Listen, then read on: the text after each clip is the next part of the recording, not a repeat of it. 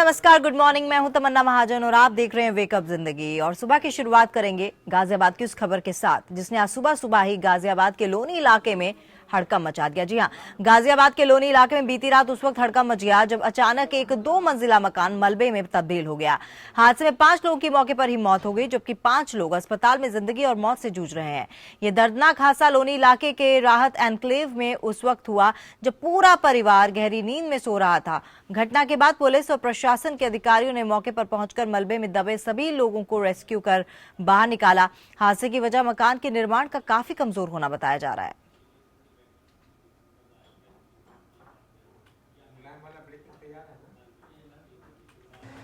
तो जब मकान गिरा तो पता नहीं चला जी, तब मैं निकाला हमने तो पुलिस ने।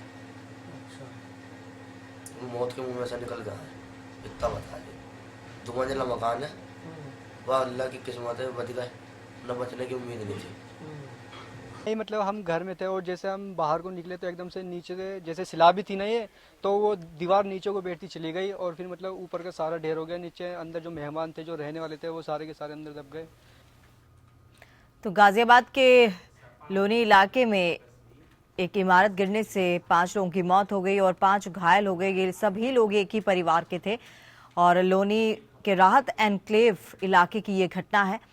कहा जा रहा है कि इस इमारत को काफ़ी कमज़ोर थी और काफ़ी पुरानी हो चुकी थी, जिस कारण ये ढह गई और सोमवार देर रात की ये पूरी घटना है। सब लोग उस मकान के अंदर सो रहे थे, गहरी नींद में थे और आधी रात को ये इमारत ढह गई। हादसे में 5 लोगों की मौत की खबर आ रही है और कहा जा रहा है कि 5 इसमें घायल भी हुए हैं।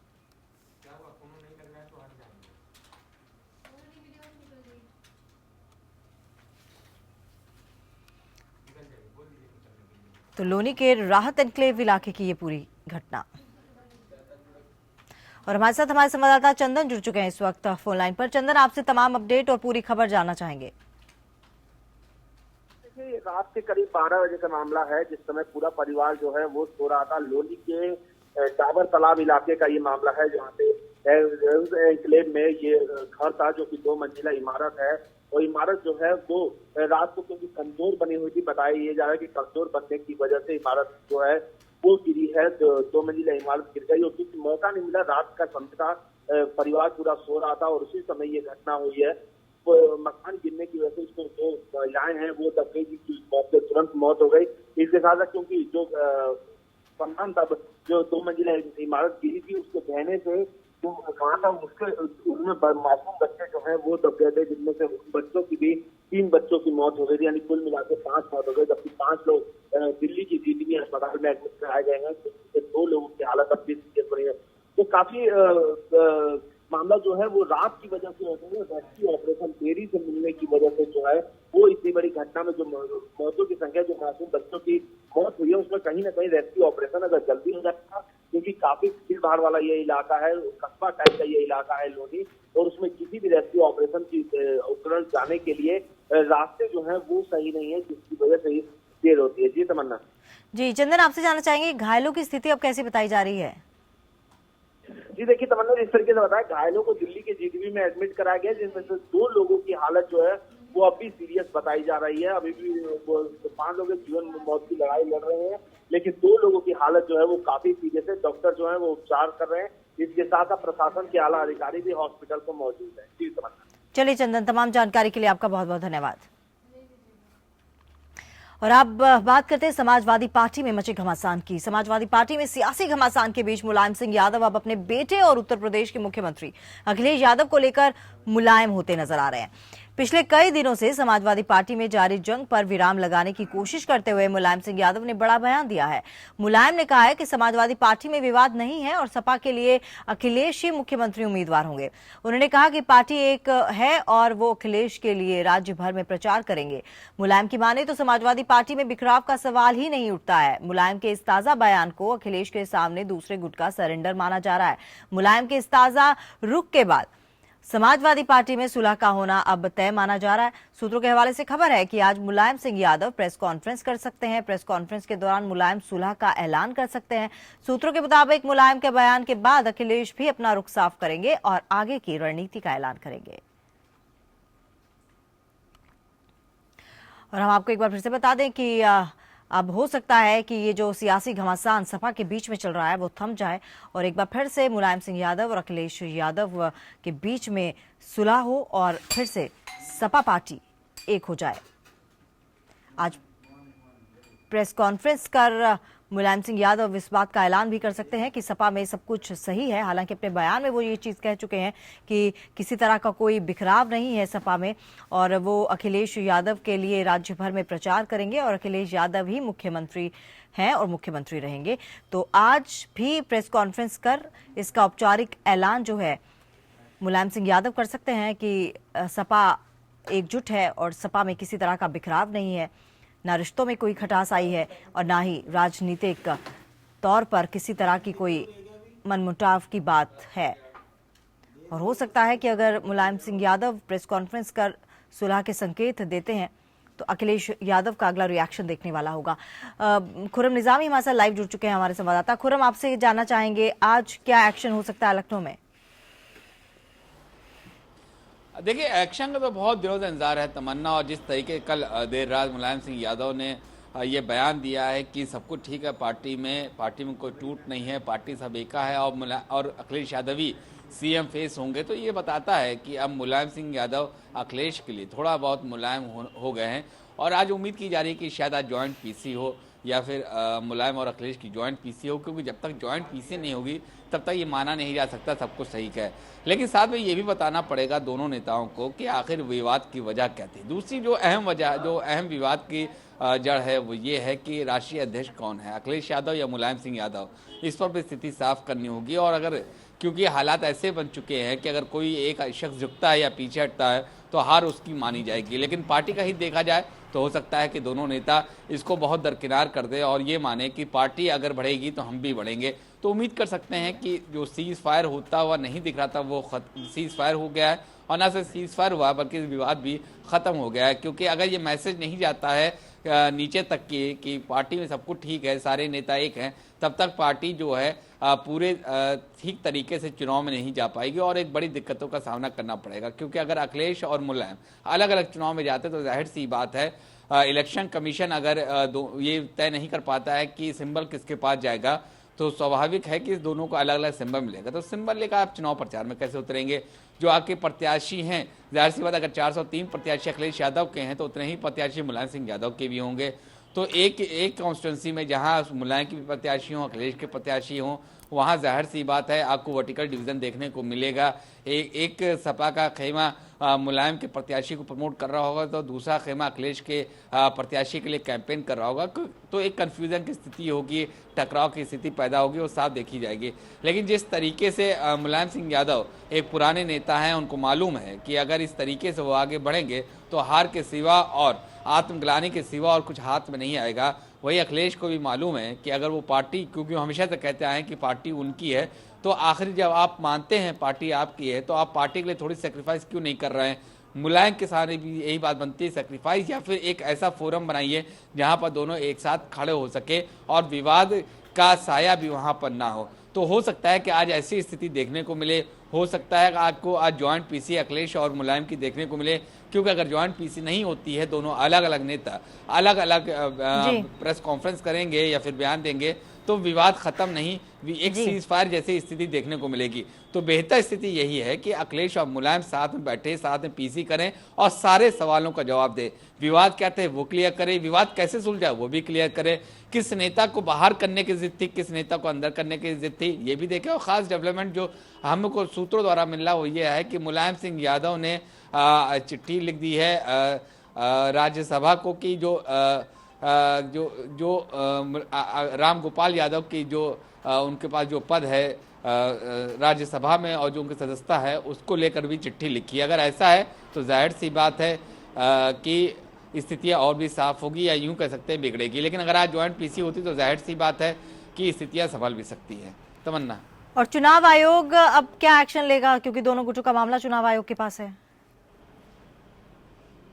देखिए, चुनाव आयोग ने कल तक दोनों से जवाब मांगे थे, दोनों ने जवाब दिया है। अब उनको देखिए क्वासी जुडिशियल सिस्टम है, उस तरीके से वहाँ पूरी प्रक्रिया चलती है वहाँ इलेक्शन कमीशन में। दोनों अपना पक्ष रखेंगे, दोनों ने पक्ष रख दिया है। अब इस पर वो देखेगी कि दोनों पक्षों में दम किसका है, किसका पक्ष मजबूत है, किसका पक्ष कमजोर है। तो जाहिर सी बात है कि वो टाइम लेगी, टाइम टेकिंग प्रोसेस है ये। अगर दोनों लोग नहीं समझते हैं, दोनों लोग मामले को नहीं सुलझाते हैं, यानी कि अखिलेश और मुलायम खेमा नहीं सुलझाता है, तो बड़ी संभावना है कि सिंबल सीज हो जाए। और अगर सिंबल सीज होगा तो आप चुनाव में कैसे उतरेंगे, चुनाव में कैसे जाएंगे, क्योंकि आप एक एक प्रत्याशी को ये कैसे आम जनता को समझाएंगे कि कल तक जो साइकिल सिंबल होता था वो आज साइकिल ना होकर कोई और सिंबल है। तो एक कंफ्यूजन की स्थिति होगी। जाहिर सी बात है दोनों पक्ष कमजोर होंगे। अगर दोनों पक्ष अलग अलग जाते हैं तो ताकत बटेगी। जब ताकत बटेगी तो फायदा विपक्ष उठाएगा। विपक्ष कौन ज्यादा का फायदा उठाता है वो एक अलग सा मुद्दा है, लेकिन समाजवादी पार्टी की जो कमजोरी होगी वो साफ तौर पे दिखेगी।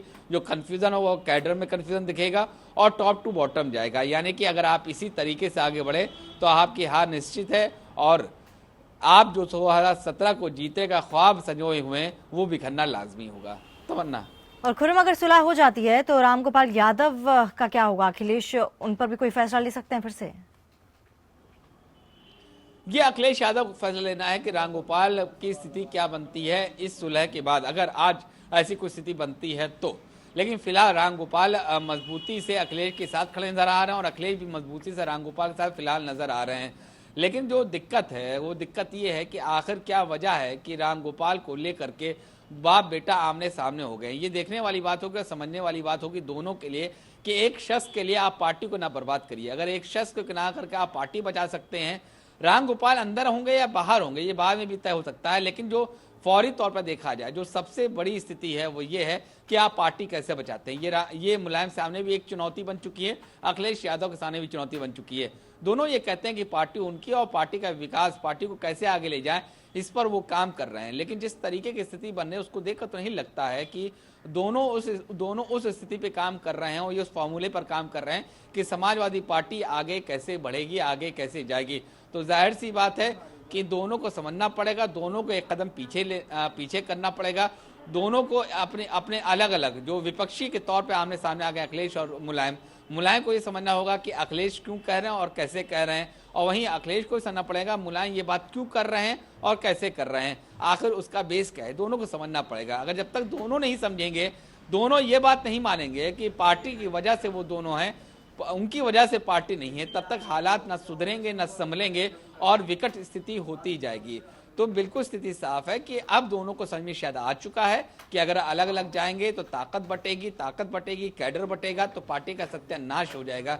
तो जाहिर सी बात है पार्टी को बचाने के लिए अब दोनों को एक ही प्लेटफॉर्म पे आना पड़ेगा, अपनी अपनी जिद छोड़नी होगी दोनों को और समझना पड़ेगा कि अगर कोई बात कह रहा है तो क्यों कह रहा है और अगर जस्टिफाइड है तो उसको मानने में एतराज क्या है। आखिर पार्टी की बात है, क्योंकि घर बिखरेगा, पार्टी उनके लिए घर है और अगर घर बिखरेगा तो जाहिर सी बात है जो आम कार्यकर्ता होंगे वो किधर जाएंगे वो तय नहीं कर पाएंगे, कंफ्यूजन की स्थिति होगी और चुनाव में वो तीसरे और चौथे। बिल्कुल खुर्रम, आपका बहुत बहुत धन्यवाद इस पूरी जानकारी के लिए। बने रहिए आप हमारे साथ और अगली खबर पर आपसे जुड़ेंगे। लखनऊ पहुंचते ही मुलायम सिंह एक बार फिर से अखिलेश यादव के लिए मुलायम हो गए हैं। उन्होंने बेटे अखिलेश को मुख्यमंत्री का उम्मीदवार बताया।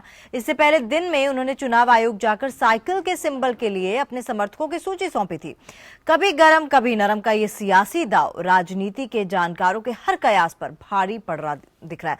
आइए देखते हैं क्या राज है मुलायम सिंह के इस पैंतरे का। जानने के लिए देखते हैं समाजवादी पार्टी की सिंहासन बत्तीसी। लखनऊ के 5 विक्रमादित्य मार्ग पर मुलायम सिंह यादव का आवास। अब सबको भरोसा होता जा रहा है कि इस आवास में जरूर कोई करिश्मा है, इसलिए लखनऊ पहुंचते ही नेताजी के बोल मुलायम हो जाते हैं। वहीं जब वो दिल्ली पहुंचते हैं तो सियासी पहलवान बन जाते हैं। चुनाव आयोग में मिलने दिल्ली पहुंचे मुलायम का लहजा सख्त और तेवर तल्ख नजर आया। उन्होंने अखिलेश का गुस्सा रामगोपाल पर उतार दिया। हमारी पार्टी में जो थोड़ा बहुत मतभेद है, ज्यादा नहीं है, आप भी अच्छी तरह जानते हैं। एक ही व्यक्ति है जो मतभेद कराने की साजिश कर रहा है। सर मतभेद हम अपने जाते ही ठीक कर लेंगे। नेताजी ने ये बयान शिवपाल और अमर सिंह की मौजूदगी में दिया। इससे पहले भी पत्रकारों से अकेले में बात करते हुए मुलायम सिंह ने कहा था कि अखिलेश तो मेरा बेटा है, उसे मार थोड़े ही डालेंगे। लेकिन अमर सिंह के पहुंचते ही चुनाव आयोग में अपना दावा पेश करने के मुद्दे पर बात करने लगे। सिंबल का दावा पेश कर लौटने के बाद मान लिया गया कि सियासी अखाड़े के उस्ताद ने बेटे पर तो भी पछाड़ लगा दिया। लेकिन लखनऊ पहुंचते ही नेताजी कुछ बदले बदले से नजर आने लगे। न पार्टी टूटी है न टूटेगी, और पहला ही है कि जो मुख्यमंत्री के बारे में कहा जा रहा है, इसे मैंने कहा अगला मुख्यमंत्री अखिलेश यादव ही होगा। सिंहासन बत्तीसी में पहली कहानी राजा भोज की है। एक चरवाहा एक टीले पर खड़ा होकर न्याय देता है और उतरने पर चरवाही की बातें करता है। राजा भोज टीला खुदवाते हैं और वहाँ मिला सिंहासन ले आते हैं।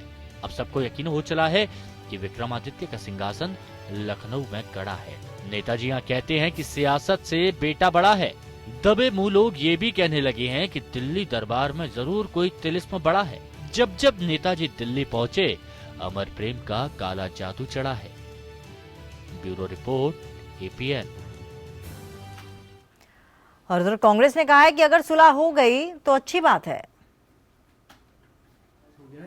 और आने वाले चुनाव के जो है वो हमारे सीएम कैंडिडेट अखिलेश यादव भी होंगे, किस हिसाब से? जो कुछ भी कहा उन्होंने, मैं भी सुन रहा हूँ। अच्छी बात है अगर कोई चीज सुलझ जाए, पर इस पर कांग्रेस क्या प्रतिक्रिया व्यक्त कर सकती है? ये समाजवादी पार्टी के अंदर का विवाद है, उन्हें ही तय करना है, उन्हें ही सुलझाना है। हम तो सिर्फ उसे देख रहे हैं, सुन रहे हैं। इसे हम पूरी तरीके से समाजवादी पार्टी का आंतरिक विवाद मानते हैं। और वहीं बीजेपी के प्रदेश अध्यक्ष केशव प्रसाद मौर्य ने सपा पर निशाना साधा और कहा कि सपा के शासन में प्रदेश में बदहाली आती है, जबकि बीजेपी की सरकार बनने पर प्रदेश में खुशहाली आएगी। देखिए, सपा और बसपा ये गुंडागर्दी और भ्रष्टाचार की प्रतीक है। अगर सपा बसपा नहीं होती तो उत्तर प्रदेश में न गुंडागर्दी होती, न भ्रष्टाचार होता, न घोटाले होते। उत्तर प्रदेश को भ्रष्टाचार मुक्त विकास की ओर ले जाना है, गुंडागर्दी से मुक्त उत्तर प्रदेश बनाना है।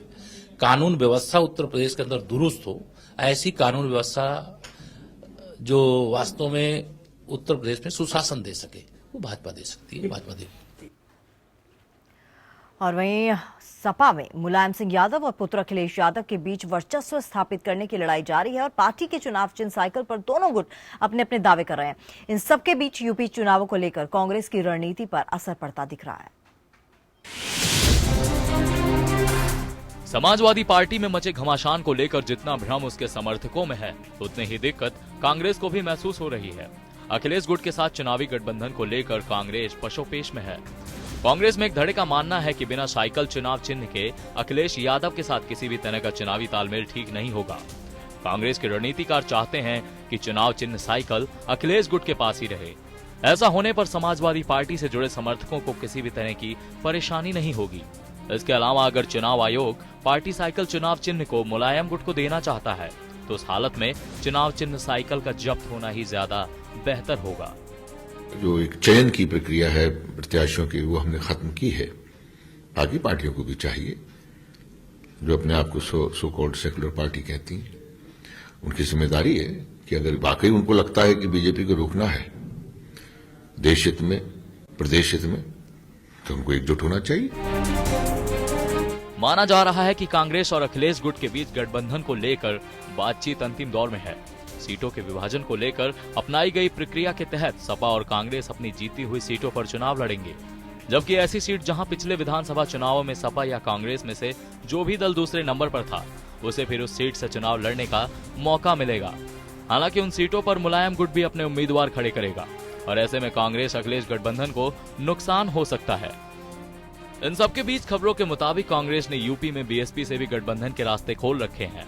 पिछले अनुभवों को देखते हुए कुछ कांग्रेस नेता सपा के बजाय बीएसपी को तरजीह देने के पक्ष में हैं। दरअसल कांग्रेस को तो गठबंधन की जरूरत है ही, लेकिन सपा और बीएसपी को भी ये समझ रहे हैं कि यूपी के रण में बीजेपी की मजबूत चुनौती का जवाब गठबंधन से ही दिया जा सकता है। Bureau report, APN। और एक बार फिर से लाइव जुड़ चुके हैं हमारे संवाददाता खुरम निजामी। खुरम, अब क्या कांग्रेस और सपा का बात बन सकती है, और अगर बात बनेगी तो कैसी बात बनेगी? देखिए, अभी तक की कंफ्यूजन की स्थिति ये है और अभी तक की मौजूद भी है, अभी तक की क्या कहें अभी भी है, वो ये है कि वो किसके साथ जाएं, मुलायम के साथ जाएं या अखिलेश के साथ जाएं। कांग्रेस बात को लेकर कंफ्यूजन में। शीला दीक्षित का बयान आया कि अगर अखिलेश ने समझौते कि अखिलेश ने अलायंस की बात करी है और 2 सीएम फेस नहीं हो सकता, तो जाहिर सी बात है अखिलेश ही सीएम फेस होंगे। और हालांकि शीला दीक्षित इस बात को नकार चुकी थी। बाद में उन्होंने कहा था, उनके बयान को तोड़ मड़ोड़ के पेश किया गौरतलब है कि शीला दीक्षित जो है कांग्रेस की सीएम उम्मीदवार है, सीएम चेहरा है, सीएम फेस है।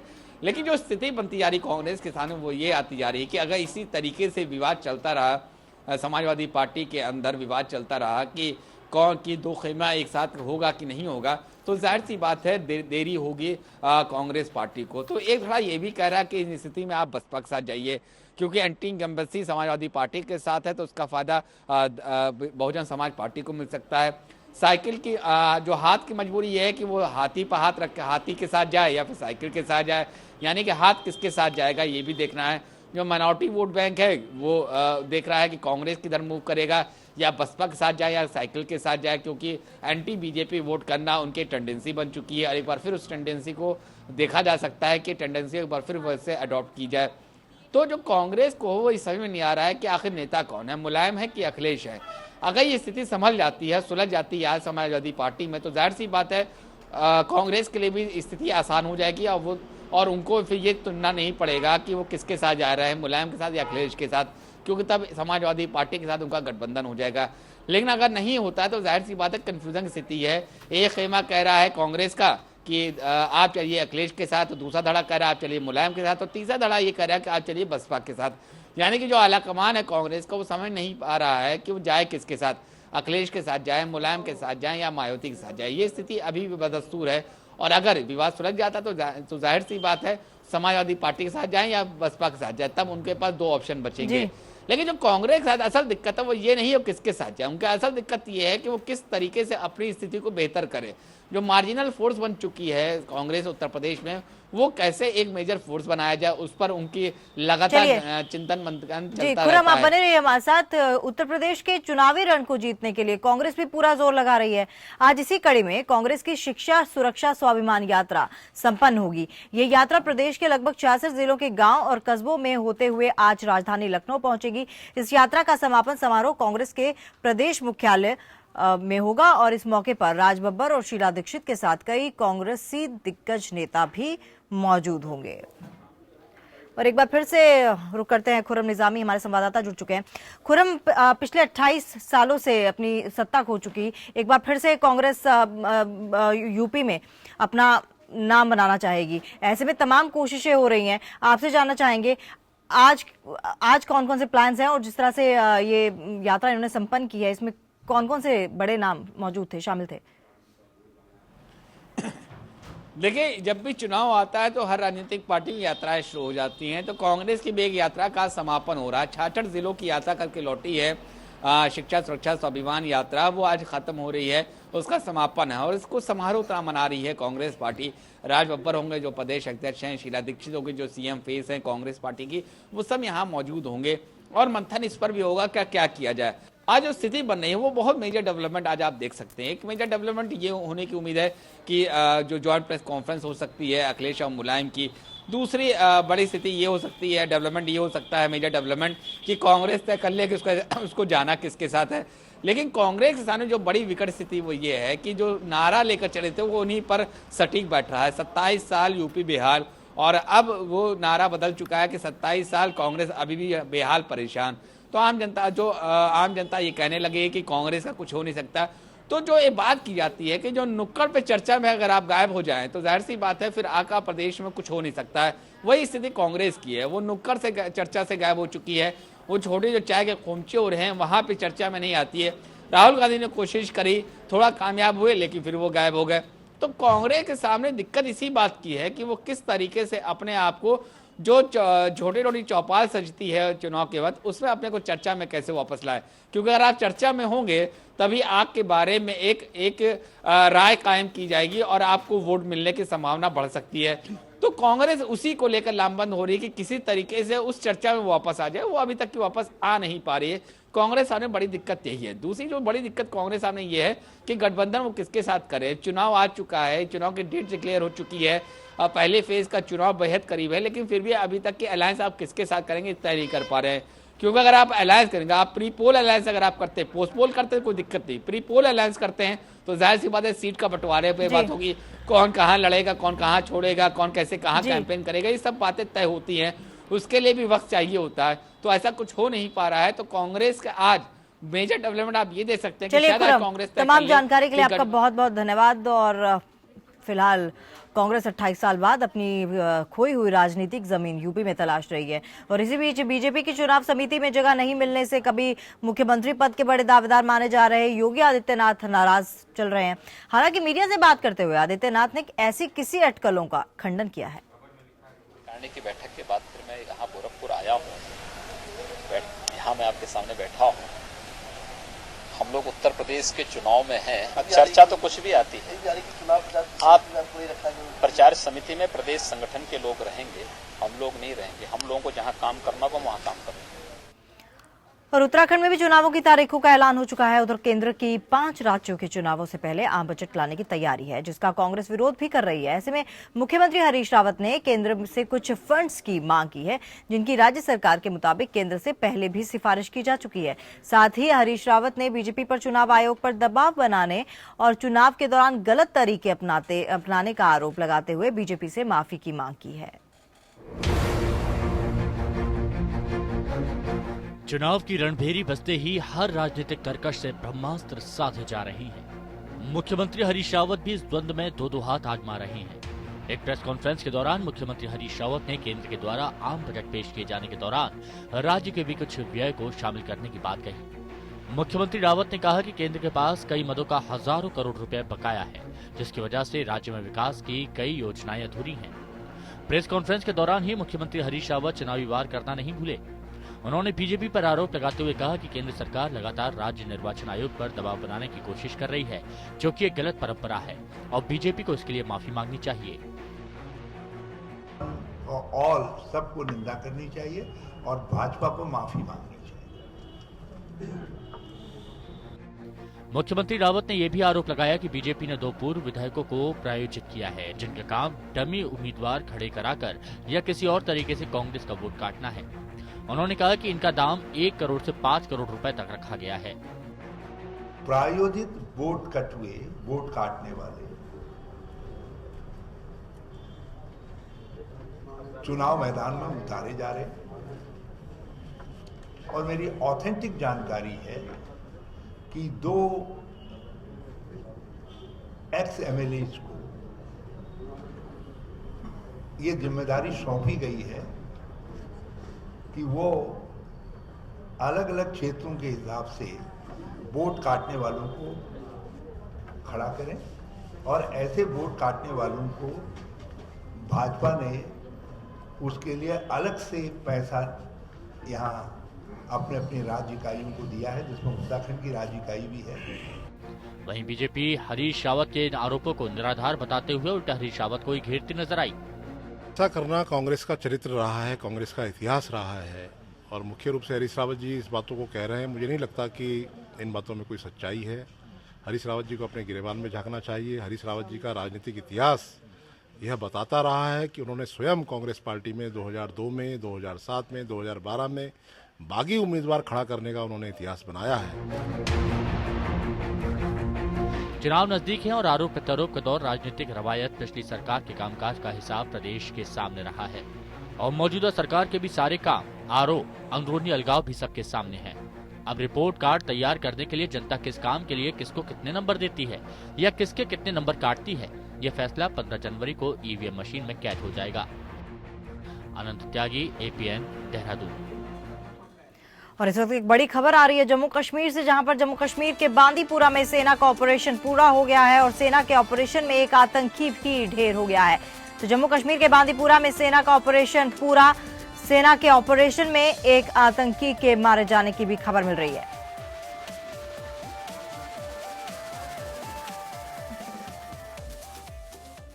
आगे बढ़ते हैं। जम्मू कश्मीर में तैनात बीएसएफ के एक जवान का वीडियो सामने आया है। इस वीडियो में ये जवान सीमा पर मुश्किल हालात में ड्यूटी करने का अनुभव बता रहा है। जवान खास तौर पर बड़े अफसरों से नाराज दिखता है। वो कहता है कि जवानों को ठीक से खाना नहीं मिलता, कई बार तो जवानों को भूखा भी सोना पड़ता है। इस जवान का नाम तेज बहादुर यादव है। हालांकि उसकी तैनाती किस पोस्ट या सेक्टर में है ये साफ नहीं हो पाया। खुलासे के बाद बीएसएफ ने जांच के आदेश दे दिए हैं। गृह मंत्री राजनाथ सिंह ने भी रिपोर्ट तलब की है। गृह सचिव से कहा कि वो बीएसएफ के फौरन रिपोर्ट तलब करें और वायरल वीडियो में जवान पीएम से जांच करवाने और सैनिकों की दिक्कतों को खत्म करने की भी गुजारिश करता नजर आ रहा है।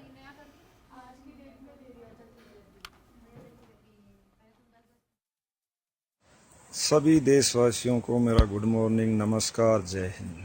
देशवासियों, मैं आपसे एक अनुरोध करना चाहता हूं। मैं बीएसएफ 29 बटालियन सीमा सुरक्षा बल का जवान, जो कि हम लोग सुबह 6 बजे से शाम को इस बर्फ़ के अंदर 5 बजे तक कंटिन्यू 11 घंटे ड्यूटी, वो भी स्टैंडिंग खड़े होकर करते हैं। कितना भी बर्फ़ हो, कितना भी बारिश हो, तूफान हो, यही हालातों में हम ड्यूटी कर रहे हैं। पीछे का दृश्य शायद आप लोग देख रहे हों, फोटो में शायद आपको बहुत अच्छे लग रहे होंगे, लेकिन हमारी क्या सिचुएशन है ना ये कोई मीडिया दिखाता है, ना कोई मिनिस्टर सुनता है, कोई भी सरकारें। हमारी हालात वही दरबत्तर हैं। मैं आपको इसके बाद 3 वीडियो भेजूंगा, जिसके मैं चाहता हूं कि आप पूरे देश की मीडिया को, नेताओं को दिखाएं कि हमारे अधिकारी हमारे साथ कितना अत्याचार व अन्याय करते हैं। हम किसी सरकार को कोई दोष नहीं देना चाहते, क्योंकि सरकार हर चीज़, हर सामान हमारे को देती है, लेकिन उच्च अधिकारी सब बिक्री करके खा जाते हैं, जो कि हमारे को कुछ नहीं मिलता इन हालातों में। ऐसी हालात हैं, कई बार तो जवान भूखे पेट भी सोना पड़ता है।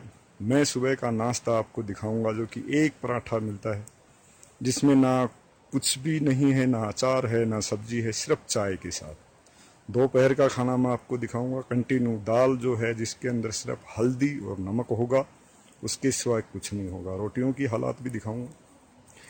मैं फिर कह रहा हूँ, भारत सरकार सब कुछ देती है, भारत सरकार के सब कुछ आता है, स्टोर भरे पड़े हैं, लेकिन वह सब बाजार में चला जाता है। कहाँ जाता है, कौन बिक्री करता है, इसकी जांच होनी चाहिए।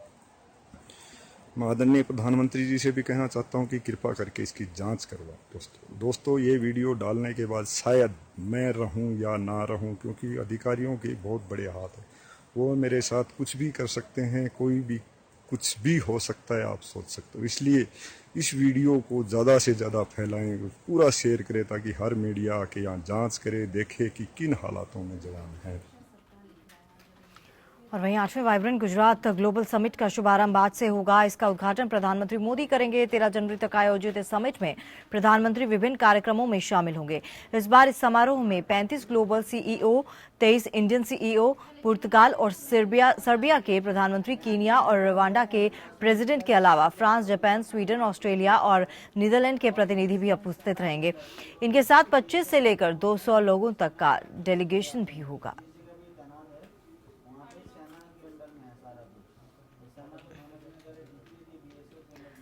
और कांग्रेस ने सोमवार को चुनाव आयोग से 5 राज्यों में होने वाले विधानसभा चुनावों के मद्देनजर पीएम नरेंद्र मोदी के पोस्टर हटाए जाने की मांग की है।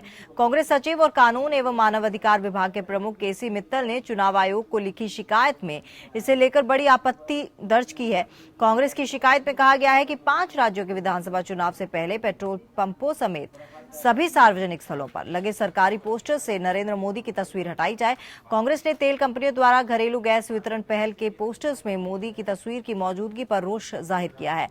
मित्तल ने कहा कि चुनाव आयोग को ऐसे पोस्टर हटाने का आदेश देने चाहिए, क्योंकि उत्तर प्रदेश, पंजाब, गोवा, उत्तराखंड और मणिपुर में होने वाले चुनावों के चलते लगे आदर्श आचार संहिता के दौरान इसकी इजाजत नहीं है। मित्तल के मुताबिक प्रधानमंत्री की तस्वीरों के साथ केंद्र सरकार की होर्डिंग्स, पोस्टर्स, बैनर्स किसी भी चुनावी राज्य में नहीं लगा होना चाहिए, क्योंकि ये आचार संहिता का उल्लंघन है।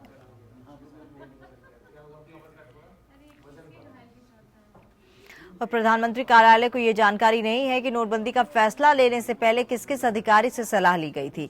एक आरटीआई के जरिए ये जानकारी मिली है। पीएमओ ने उस सवाल का जवाब देने से भी इनकार कर दिया, जिसमें पूछा गया कि अचानक ऐसा निर्णय लेने को लेकर मुख्य आर्थिक सलाहकार और वित्त मंत्री की क्या राय थी। पीएमओ के अनुसार ये प्रश्न आरटीआई कानून की परिभाषा के तहत नहीं आता है। प्रधानमंत्री मोदी ने पिछले वर्ष 8 नवंबर को 500 और 1000 रुपए के पुराने नोटों को खत्म करने का ऐलान किया था। आरटीआई आवेदक ने यह भी जानकारी मांगी थी कि नोटबंदी की घोषणा से पहले इस मुद्दे को लेकर पीएमओ ने क्या कोई बैठक बुलाई थी।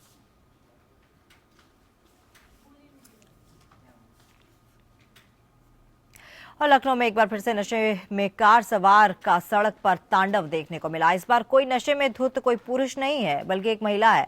मामला हजरतगंज के जोपलिंग रोड का है। यहां ब्लैक होंडा सिटी कार सवार नशे में धुत महिला ने कई लोगों को टक्कर मार दी। इस घटना में मोटरसाइकिल सवार एक शख्स की गंभीर हालत में सिविल हॉस्पिटल में भर्ती कराया गया है। इस दौरान मौके से ही महिला और उसके पुरुष साथी को पुलिस ने हिरासत में लेकर पूछताछ शुरू कर दी है। 2 दिन पहले ही हजरतगंज में नशे में धुत कार सवार युवकों ने सड़क पर सो रहे 5 लोगों को मौत के घाट उतार दिया था, जबकि आधा दर्जन से अधिक लोग घायल हो गए थे। मैं मस्जिद से घर जा रहा था डालीबाग। अचानक सामने एक लेडीज कार चला रही थी, नशे में थी बहुत। पहले फल वाले को टक्कर मारा, फल सारे उसके गिर गए, फिर दूसरे एक को टक्कर मारा। अब इतने में मुझे आकर के फिर आमने सामने से मार दिया। और नोटबंदी से जहां आम जनता परेशान है, वहीं बदमाश भी नई टेक्नोलॉजी के साथ जुड़े जुर्म को अंजाम देने से नहीं चूक रहे। मथुरा में बाहर के व्यापारी को बुलाकर बंधक बनाने और छोड़ने की एवज में बदमाश पेटीएम और अन्य कैशलेस तरीकों से फिरौती लेने से नहीं चूक रहे हैं। इंदौर के व्यापारियों को अपहरण के बाद फिरौती पेटीएम से लेकर छोड़ने के वारदात के बाद अब एक बार फिर से इस गैंग के सदस्य ने अब कर्नाटक और फरीदाबाद के व्यापारियों को अपना शिकार बनाया है। टटलू गैंग के नाम से कुख्यात हो चुका ये गैंग अब कैशलेस तरीके का उपयोग कर रहा है और पुलिस है कि जांच की बात कह जिम्मेदारी से पल्ला झाड़ रही है। इस गैंग का ताजा शिकार कर्नाटक का चावल व्यापारी और फरीदाबाद का एक व्यापारी हुआ है, जिसे सस्ते चावल के नाम पर लूट का शिकार बनाया गया। मथुरा पहुंचने पर बदमाशों ने व्यापारियों को अगवा कर लिया। व्यापारी को छोड़ने के लिए करीब 2 लाख रुपए RTGS करवाया, तो वहीं कुछ रकम पेटीएम के जरिए भी ली गई। इसके साथ साथ व्यापारियों के पास मौजूद कैश और कीमती सामान भी लूट लिए गए। प्रधानमंत्री मोदी की कैशलेस मुहिम को भले ही लोग अभी अपनाने से चूक रहे हों, लेकिन बदमाश इस तकनीक को बखूबी इस्तेमाल करने लगे हैं। और हमीरपुर और कानपुर की सीमा पर बसा सजेती थाने का लहरी मऊ गांव 2 महीने से किसानों का अखाड़ा बना हुआ है। यहां नवेली पावर प्लांट में अधिग्रहित जमीन के 4 गुना मुआवजा की मांग को लेकर 8 गांव के किसान डटे हुए हैं। नाराज किसानों ने बीते दिन विरोध करते हुए पीएम मोदी और सीएम अखिलेश का सांकेतिक रूप से 13वीं की रस्म अदा कर दी और एक भोज का भी आयोजन किया, जिसमें हजारों की तादाद में किसान शामिल हुए। लगातार 2 महीने से अपनी मांगों को लेकर अड़े ये 8 गांव के किसान अब आगामी चुनाव को देखते हुए चुनाव बहिष्कार करने का मन बना चुके हैं।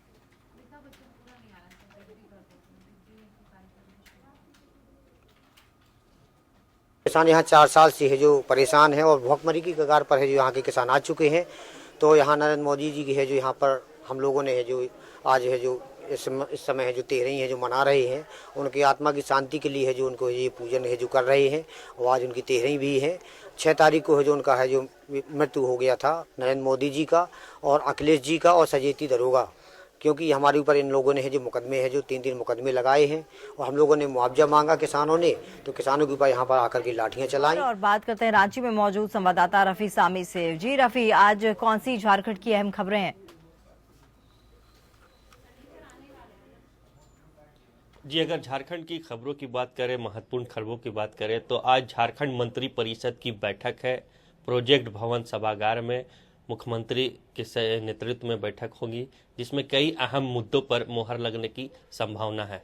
जैसा कि आगामी 17 जनवरी से झारखंड विधानसभा का बजट सत्र शुरू होना है, उससे पहले मंत्रिपरिषद की ये आज की बैठक महत्वपूर्ण बैठक मानी जा रही है और उम्मीद जताई जा रही है कि कई अहम फैसले पर सरकार की मंत्रिपरिषद की मोहर लगेगी और उसे अमली जामा पहनाया जाएगा।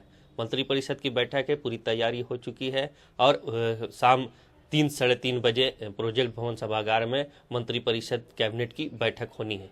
वहीं अगर हम दूसरी बड़ी खबरों की बात करें, तो जैसा कि झारखंड विकास मोर्चा, झारखंड की जो क्षेत्रीय पार्टी है, उनके 6 विधायक विगत दिनों पहले अचानक झारखंड विकास मोर्चा छोड़ करके बीजेपी में शामिल हो गए थे। उन 6 विधायक दल बदल मामले में आज झारखंड विधानसभा के कोर्ट में खुली इजलास में सुनवाई होनी है।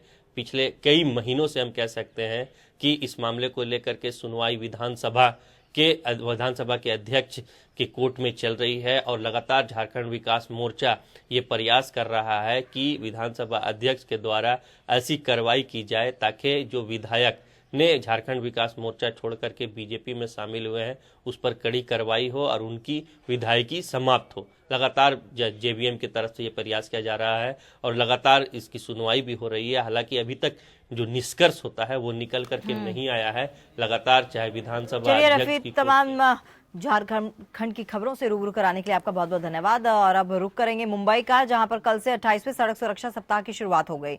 सड़क सुरक्षा सप्ताह की खासियत यह है कि सप्ताह में मुंबई पुलिस कर्मचारी और regional transport office transport department की मदद से सभी लोगों को ट्रैफिक के नियमों के विषय में विशेष जानकारी देंगे।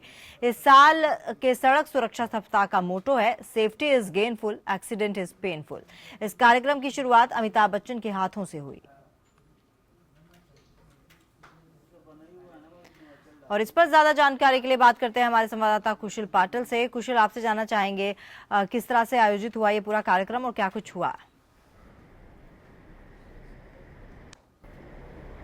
मुंबई में शुरुआत हुई है 28वें रास्ता सुरक्षा सप्ताह की।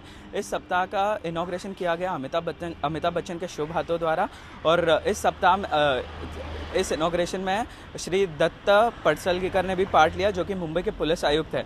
इस इनॉग्रेशन में बेसिकली एक पावर पॉइंट प्रेजेंटेशन दिया गया जिसमें बताया गया कि किस तरह से मुंबई के रोड सुरक्षा का इस वक्त मेंटेनेंस किया जा रहा है। 4700 कैमरास लगाए हुए हैं, सीसीटीवी कैमरास हर जगह पे और सिग्नल्स पे ई चलन द्वारा लोगों को दंड भरने का प्रस्ताव रखा गया है। जैसे कि अब कोई नियम का उल्लंघन करता है तो उन्हें एक एसएमएस द्वारा कंट्रोल सेंटर से एक एसएमएस जाएगा जिससे पता चलेगा कि उन्हें किस चीज़ के लिए दंड लग रहा है, क्योंकि जो नंबर प्लेट है वो इस कैमरा में कैप्चर होगा और उस नंबर प्लेट से लोगों को पता चलेगा, उसका एक फ़ोटो लिया जाएगा, स्क्रीनशॉट लिया जाएगा और वो स्क्रीनशॉट एसएमएस द्वारा एक लिंक भेजा जाएगा जिससे लोगों को पता चलता है कि उन्होंने किस जगह पे कौन से नियम का उल्लंघन किया है।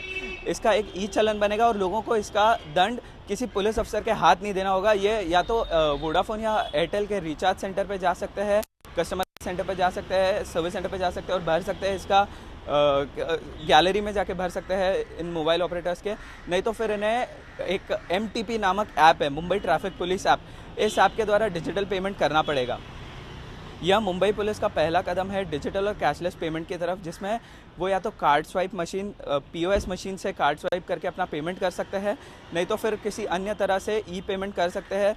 और ऑनलाइन पेमेंट में भी इनका ये इसलिए इन्होंने योगदान दिया है क्योंकि वो चाहते हैं कि भ्रष्टाचार पूरी तरह से चला जाए। उन्हें लगता है कि अगर कोई घूस लेने में या भ्रष्टाचार में कोई पकड़ा गया, कोई पुलिस अफसर जिसको ज़्यादा पैसा लेने में या किसी दंड से ज़्यादा अधिक पैसे लेने में लेते हुए देखा गया, तो उस समय पर वो कुछ कर नहीं पाएंगे। इसलिए उन्होंने यह ऐप निकाला है जिसमें वो ऑनलाइन पेमेंट कर पाएंगे, जिसमें पुलिस अफसर के साथ उन्हें कुछ लेना देना नहीं होगा।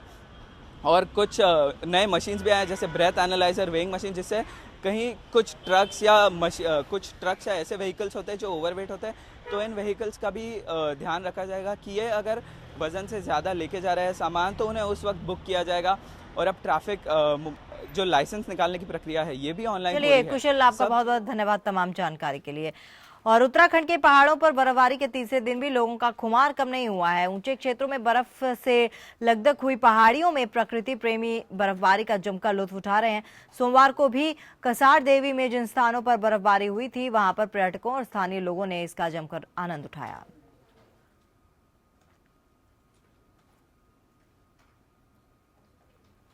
और दुनिया के मोस्ट हैंडसम पुरुषों की सूची में बॉलीवुड के super smart hero Hrithik Roshan, आज उनका जन्मदिन है।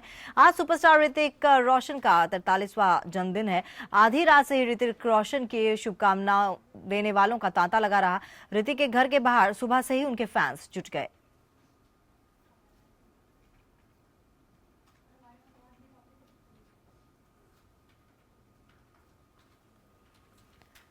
और देश के 5 राज्यों में चुनाव बिगुल बज गया है। नेता वादों का पिटारा लिए जनता के दरवाजे पर दस्तक दे रहे हैं। पार्टियां अपना अपना दावा जनता के सामने रख रही हैं।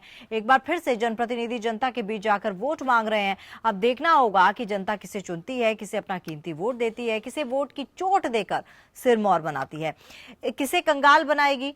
ABN जनता का नब्ज टटोलने के लिए जनता के बीच पहुंचकर ये जानने की कोशिश कर रहा है कि आखिर क्या चाहती है जनता।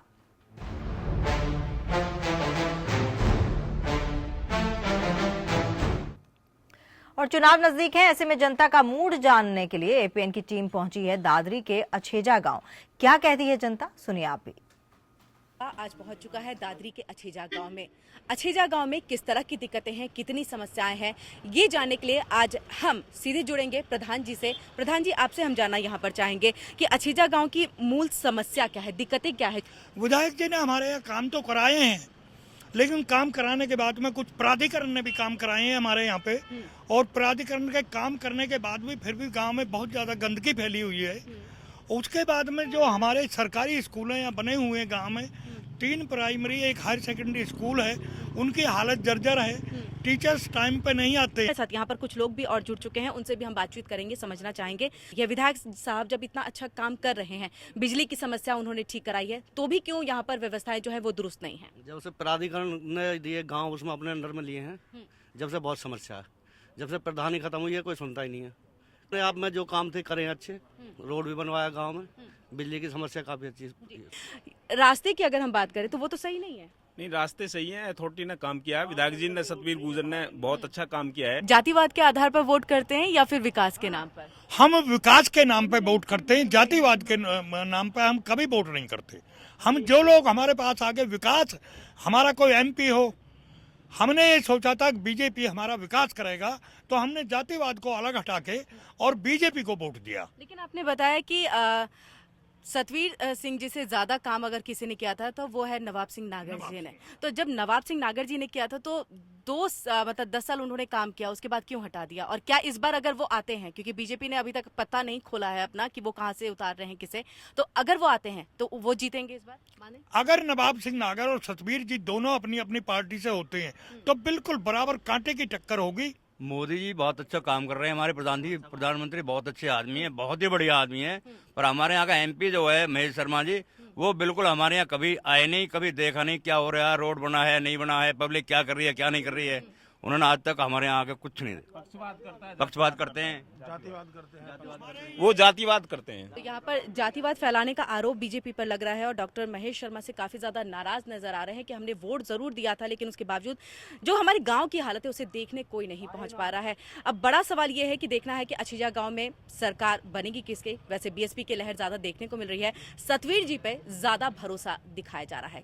कैमरा पर्सन मैनुअल के साथ किरण सिंह, अछेजा गांव।